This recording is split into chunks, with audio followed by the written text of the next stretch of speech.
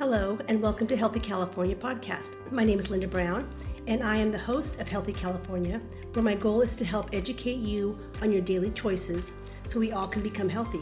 I believe you, your family, your neighbor, and your community are all looking for better ways and simple ways to return to being healthy. Many of you have health issues or have family that's going through tough times that seemingly have no answers. It's frustrating. There are questions about health, environment, foods, exercise, and lifestyle, and it can be all overwhelming. And who do you believe? And where's the science behind it? This podcast will unravel the mystery behind being unhealthy and talk about little things that we can do in our lives to make a positive change in our health from all angles. So to be healthy, we need to have physical health, mental health, environmental health, financial and social health, and of course, spiritual health. Let's answer some of these questions to get healthy. What good is just listening to a podcast? I will give you resources as well, ways to take steps and make positive changes in your life to becoming healthy. This is a journey, not an assignment, so be kind to yourself.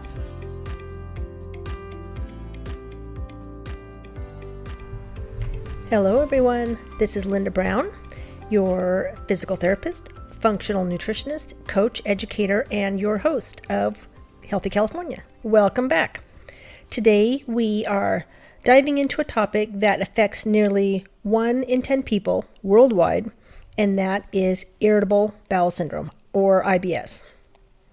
Whether you've been personally struggling with that unpredictable gut feeling, or you're just curious about how our digestive system works, pull up a chair, grab some tea, and let's get into this. So we're going to break down the science, look at the research, and talk about how you can actually start feeling better. So, what is IBS? Irritable bowel syndrome. The Cleveland Clinic defines it as a group of symptoms that affect your digestive system. So it's a group of symptoms. They say 10 to 15% of people have symptoms, but only half of them see a doctor. So they remain mostly undiagnosed, or half the people out there remain undiagnosed. There are different types of IBS. There is IBS-C, which you can think of C as the constipation-like IBS. And then there's IBS-D. You can think of D as the more diarrhea type of IBS. And then there's an IBS-M, which is kind of the mix of both. According to the Mayo Clinic, it's a common condition that affects the stomach and the intestines, the GI tract. The symptoms include cramping, belly pain, bloating, gas, diarrhea, constipation, or both.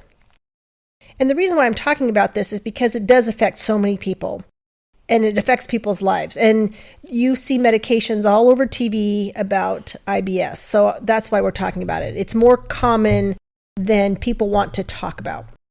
IBS doesn't typically cause bowel tissue changes or increase the risk of colorectal cancer, but having constipation can. And if you have the IBS-C, the constipation type, the constipation actually can cause increased risk of colorectal cancer. And one of my very first podcast episodes was on constipation because it is that important. So if you want to get more information on just constipation itself and why it is so important to address, then go back to, I think it's like episode 3. It's one of my very first ones. And then having the diarrhea type of constipation can cause dehydration or malnutrition. So they have to be addressed. So even though IBS doesn't cause cancer, the side effects or the symptoms can cause malnutrition or risk of cancer. According to a survey conducted by AGA, which stands for American Gastroenterological Association, AGA, IBS disrupts lives like 19 days out of each month. 19 days out of each month. That's almost 20 out of 30 days. That's a lot. And people can lose work up to 11 days each month just from having IBS. Now remember, half the people don't even have it diagnosed. 15.3 million people have IBS, and there are 5.9 million prescriptions for IBS, and that's according to the NIH, the National Institute of Health. And it's what we call a disorder of the gut-brain interaction. In the world of functional medicine nutrition, we think of IBS as a communication breakdown. Imagine your brain and your gut are on a Zoom call, but the Wi-Fi is glitchy. So the signals are on and off and they get crossed. And that's that gut-brain interaction or the gut-brain axis. So how does this happen? How does one get IBS? Why does the gut start acting out? Research published in Stat Pearls a couple years ago, 2024, describes it as a multifactorial disorder. That just means there's more than one cause.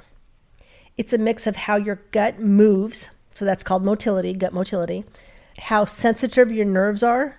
Your nerves, that's your visceral hypersensitivity. The nerves in your intestines, that's your visceral nerves. And the state of your microbiome. That's all the microbes in your gut. So let me say that again. How your gut moves, how your nerves react, and the state of your gut microbiome.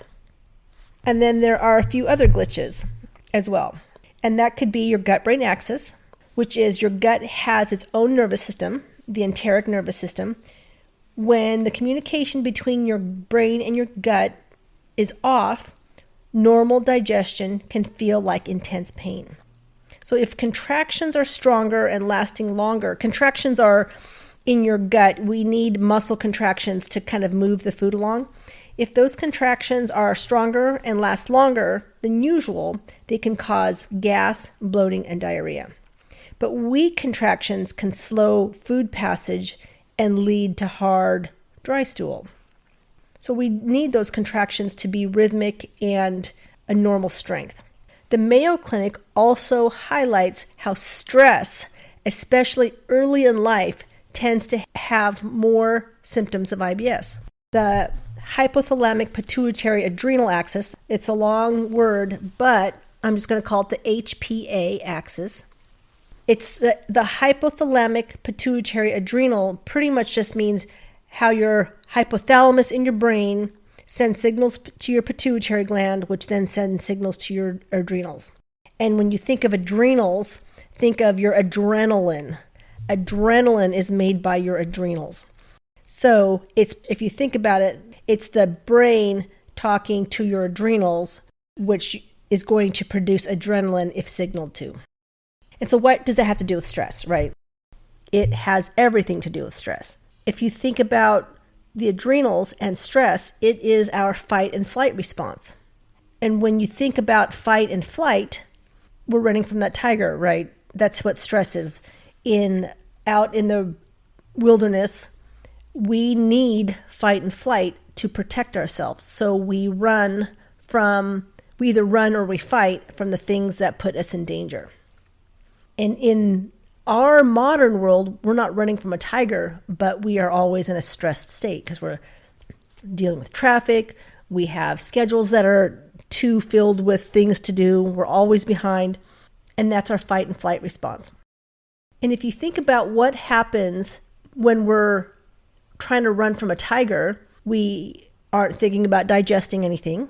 So our gut is stunted or turned off.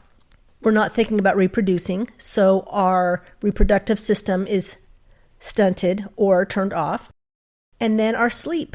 We don't want to go to sleep when we're running from a tiger. So our sleep system gets thrown off as well. So if you can think about stress, a lot of people that are in stress, it affects their reproductive system, their sleep, and their digestion. So that makes sense. So that is the gut-brain axis. And then another way is severe infection. So IBS can develop after a severe bout of diarrhea caused by bacteria or a virus. And this is called gastroenteritis. IBS may also be associated with excessive bacterial overgrowth, bacteria of the unhealthy type. This is where antibiotics play a role in our gut bacteria, because bacteria is natural. It's supposed to be there. But when we take antibiotics, the antibiotics wipe out all the bacteria, good and bad. And then we don't have any bacteria in our gut. And then a lot of times the bad bacteria end up flourishing and taking over. So that's how antibiotics play a role in getting IBS, especially after an infection.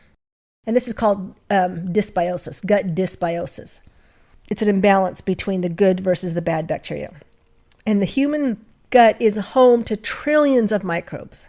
Collectively, we know it as the gut microbiome. And we have a microbiome on all of our surfaces, mucous membranes, like on our skin has its own microbiome. The inside of our mouth has its own microbiome. The mucous membrane on our eye has its own microbiome. And they're all a little bit different. If you think about the microbiome kind of being like a garden, when your microbial garden gets overgrown with weeds, then it's not going to be a good environment for the good plants. It can overtake it. In the stomach, the wrong bacteria can ferment your foods too quickly, which can lead to bloating. And bacteria love sugar. That's why a diet with refined sugar, like sucrose, high fructose corn syrup, can disrupt a delicate balance of your internal ecosystem. Sugar can cause dysbiosis of your gut, or unhealthy gut, or gut dysbiosis. So yes, sugar will feed your bad bacteria and will cause your gut microbiome to be off.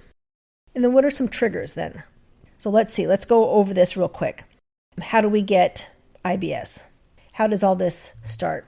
Your gut motility maybe not be working, your nervous system may not be working, and then your gut microbiome being off. Stress, infection, and sugar, or eating things that feed the bad bacteria. So then what are some triggers then? Let's go over some triggers. Well, there are a couple triggers.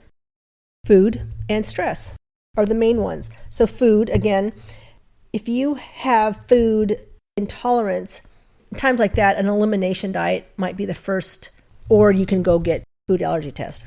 And if you have to take a medication or a supplement to control your symptom, that's a sign that you still have dysbiosis, or you still have an allergy or an intolerance. Many medications resolve the symptom, but don't actually fix the problem. That's important because that leads to inflammation later in life.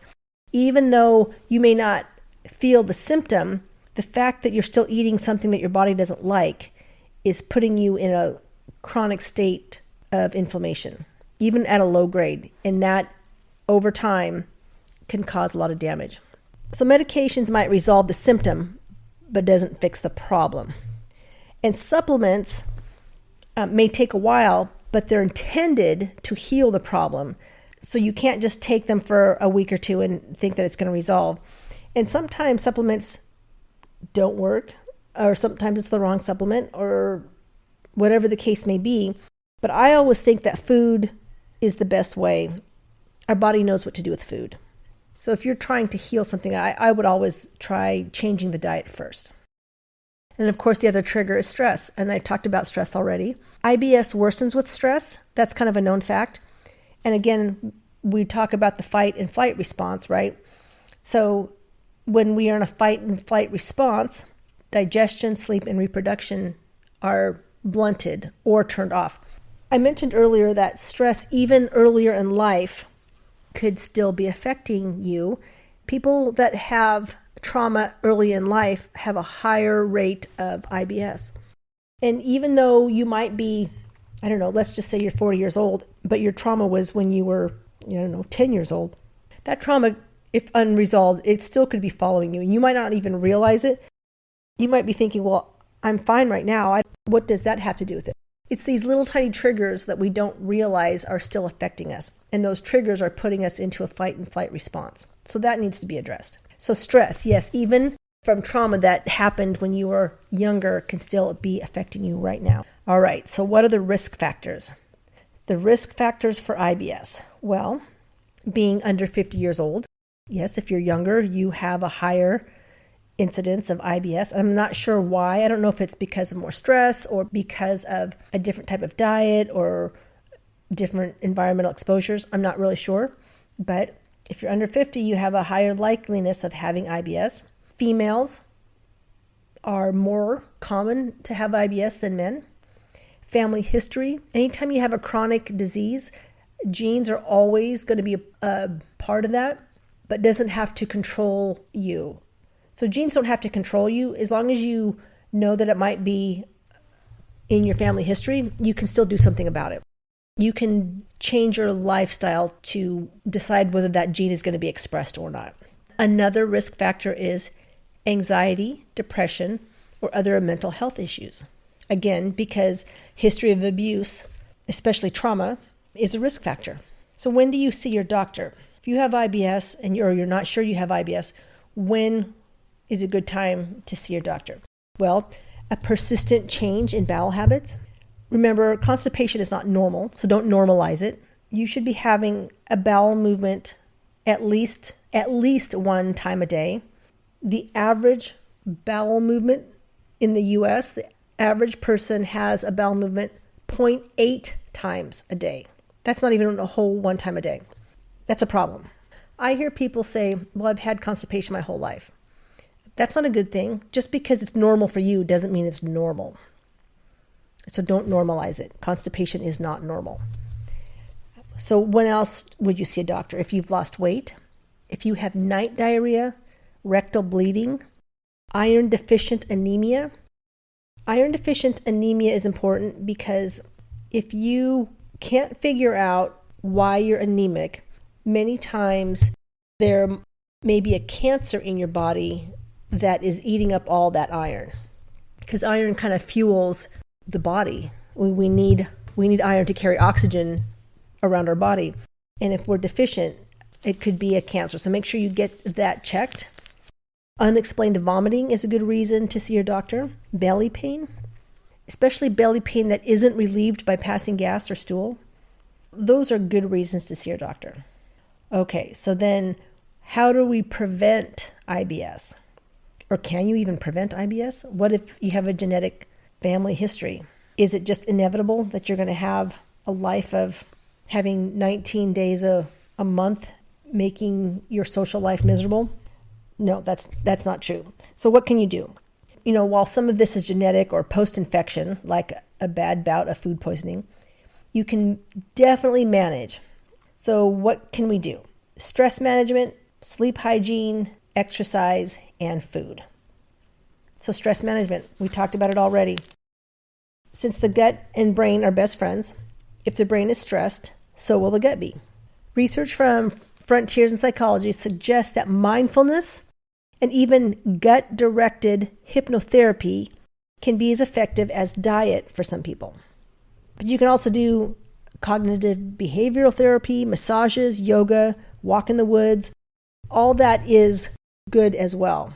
Maybe not replacing any sort of hypnotherapy or cognitive behavioral therapy, but it is always good to spend some time outside. Sun in the face, taking a big deep breath of nice, healthy, fresh air. That's what the body was intended to do. That's a good stress management technique. And then sleep hygiene. Research by the Stat Pearls notes that poor sleep is a major trigger for IBS flare-ups. It's a major trigger.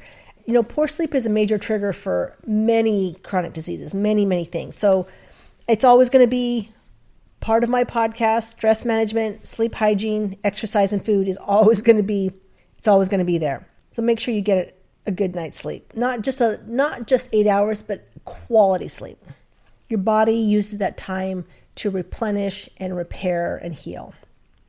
And then exercise. Low to moderate exercise intensity lowers stress, helps with food movement, helps with bowel function. And even though exercise can be inconvenient when you have IBS symptoms, it's not a trigger. Exercise is not going to be a trigger for IBS. And then food. What do we eat and what don't we eat? That's the question, right? So let's start with what to avoid, the triggers. FODMAP foods. FODMAP stands for fermentable oligosaccharides, disaccharides, monosaccharides, and polyols. So it's just easier to say FODMAP.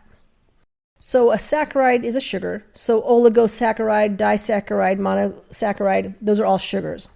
And they're the short chain carbs that are poorly absorbed and fermented in the colon.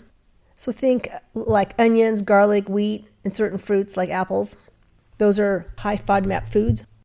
and we'll go over that more in a second. According to a 2025 umbrella review from Frontiers in Nutrition, the low-FODMAP diet is a gold standard for reducing symptoms and improving quality of life if you have IBS. In my opinion, this should only be temporary until you can resolve the problem. So if you cut FODMAP foods out of your diet, that doesn't resolve the problem. That just decreases your symptoms. If you eat a FODMAP diet for too long, you're going to get malnourished because you do need all these foods in your diet eventually to repair your gut and to keep your body healthy. A low FODMAP diet should really only be temporary. And in the meantime, you should be doing whatever you can to repair your gut. And then another food to avoid would be excess of insoluble fiber. And fiber is good. It's a good thing. We need fiber. But sometimes when we're having flare-ups, it is not easy for this high insoluble fiber to be going through our gut. So cutting them out leads to more gut dysbiosis, cutting out these insoluble fibers. So again, only temporary, or you're only doing it temporarily while you're trying to repair your gut. So if you're having symptoms, cut out your insoluble fiber, and that would be your lentils, beans, black-eyed peas. So these legumes, they both have insoluble and soluble. So you're going to hear these on both the insoluble and the soluble list. However, we're talking an excess of the insoluble fiber. So chia seeds, turnips, sweet potatoes, barley, kale, Brussels sprouts, apples, apricots, pears, strawberries. Again, many of them have insoluble and soluble fiber in them. And when we talk about insoluble fiber, we're talking about an excess of it. So if you are having symptoms and you have trouble eating some of those foods, just cut those foods out. So again, the things to stop while you're trying to fix your gut. Foods that you're sensitive to or allergic to, excess insoluble fiber, and foods that easily ferment, like onions, garlic, baked beans, sauerkraut, and then certain fruits high in excess fructose, like apples, pears, grapes. You cut all that stuff out of your diet while you are trying to heal your gut. That's going to help some of the symptoms. And so then what foods do we eat? Foods that flourish. Soluble fiber. So what's the difference between soluble fiber and insoluble fiber? You can go back to my podcast on fiber, but insoluble just means it's not soluble in water. And if it's soluble, it means that it is soluble in water. Water will break it down. So insoluble fiber would be like parts of, if you think of vegetables that have the fiber that you kind of chew through, like the celery, all the fibers in the celery, that doesn't break down, while the stuff in between it might. So that's the difference between soluble and insoluble fiber. So foods to eat. Soluble fibers, again, some of these might be redundant because they're on both. But we have, if you think of soluble fiber, think of oats, carrots, peeled potatoes. They kind of form a gel in your gut. The American College of Gastroenterology strongly supports soluble fiber like psyllium. Psyllium is what is in Metamucil. But if you think about psyllium husk is good, yes. It doesn't contain all the nutrients, so don't just depend on psyllium for your fiber. If you have to take psyllium or Metamucil, take it and sprinkle it over your yogurt or sprinkle it over a cereal or put it in a shake, but don't just take it by itself in a glass of water like most people do and then call it a good fiber source. It shouldn't be intended to be the only fiber that you're taking. So mix it with something. Other soluble fiber is legumes like lentils and beans, and I mentioned that in the insoluble. Again, apples, bananas, avocados. Avocados are surprisingly high in soluble fiber. Carrots, prunes, kiwi, oats. So kiwi, dried apricots, and prunes. Consuming 2 kiwis a day has been shown to be just as effective as a laxative for IBS-C, like the constipation type, but with much better comfort. And then, of course, we all know that prunes is good for constipation. And here is a true story. My mother went to the hospital and she was given pain meds, and pain meds are known to cause constipation. And for her, it absolutely did that. So she was given pain meds. She got constipated. She couldn't go to the bathroom, which then shot her blood pressure up. So the doctor increased her blood sugar and gave her an anti-constipation medication, which got her even more bloated. And because she got more bloated, her blood pressure went up even more. And so they increased her blood pressure medication again. And I asked, can I just give her some prunes? And they said no, because it will shoot her blood glucose up because she's diabetic. She was diabetic. And instead of just letting her have prunes and let her have her blood sugar go up temporarily, they ended up increasing her blood pressure medication 2 times and putting her on another medication for constipation. And I just said, this is ridiculous. I took her off all that. I gave her 2 prunes in the morning and 2 prunes at night. In a day and a half, it fixed the problem. She ended up going to having just 1 prune in the morning, every morning, just like that. Didn't do anything to her blood sugar. That's a simple fix. And then let's get back on track. So the IBS Center, you can look up all these in my show notes, the references in my show notes. The IBS Center also recommends vitamin D. Many IBS sufferers are deficient in vitamin D. Digestive enzymes. The digestive enzymes you can take include protease, amylase, and lipase. Those enzymes digest the proteins, the carbs, and the fats. And then ginger. Ginger reduces pain and inflammation as well as improves digestion. Aloe vera can work as a natural laxative, and it also helps the body get rid of toxins. Turmeric, we know turmeric is really good for inflammation, but it's also good for a variety of GI issues. And then peppermint oil. Peppermint oil is a natural antimicrobial and anti-inflammatory. It's just a natural anti-spasmodic. Sometimes those cramping type of ointments will have peppermint in it because it's a natural anti-spasmodic. Helps to relax the cramping that we get in our muscles, including the muscles in our stomach. And then taking probiotics. So the IBS Center recommends vitamin D, digestive enzymes, ginger, aloe vera, turmeric, peppermint oil, and probiotics. So here's the take home for all this. If you're listening to this and feeling overwhelmed, take a deep breath, start small. You don't have to make fast changes. You don't have to make big changes. You can keep a food or a mood or a poop diary if you want. Make sure you eat at regular times. Your gut loves to be on schedule. Focus on soluble fibers. Focus on sleep. Focus on stress. Remember, your gut is incredibly resilient. Your body wants to heal it. So give it what it needs to heal it. You just need to have the right environment to heal.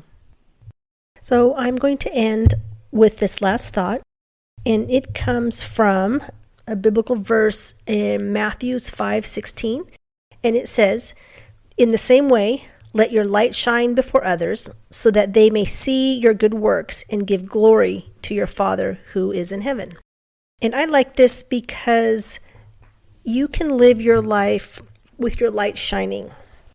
You can do good things, you can say good things, you can shine your light, you can shine your life just by your acts, by your words. And people notice that. People know without even you saying anything, just by how you live and act and talk and react, people just know if you are a good person or not.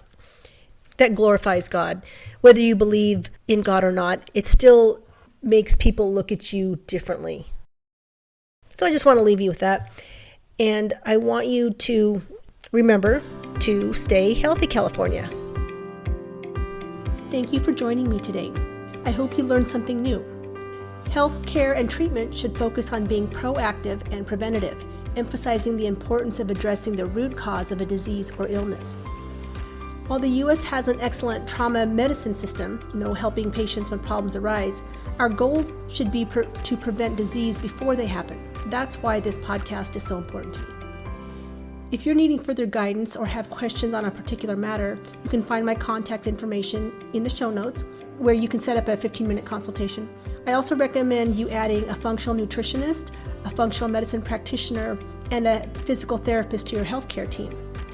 This podcast reflects my personal opinions based on extensive research and education. It is not intended for medical diagnosis or treatment and should never replace the advice from your doctor or other healthcare professionals. To continue providing this free information, I rely on your support. Follow, subscribe, like, and share this podcast with your family and friends, or on social media. Don't forget to turn on your notifications to stay updated whenever I have a new episode released. Educating you and empowering you to take back your health is my ultimate goal. By gathering knowledge and implementing small but impactful changes, you can reclaim your well-being. This is a journey, not a quick fix, so be kind to yourself, and I'll be there to help. You got this.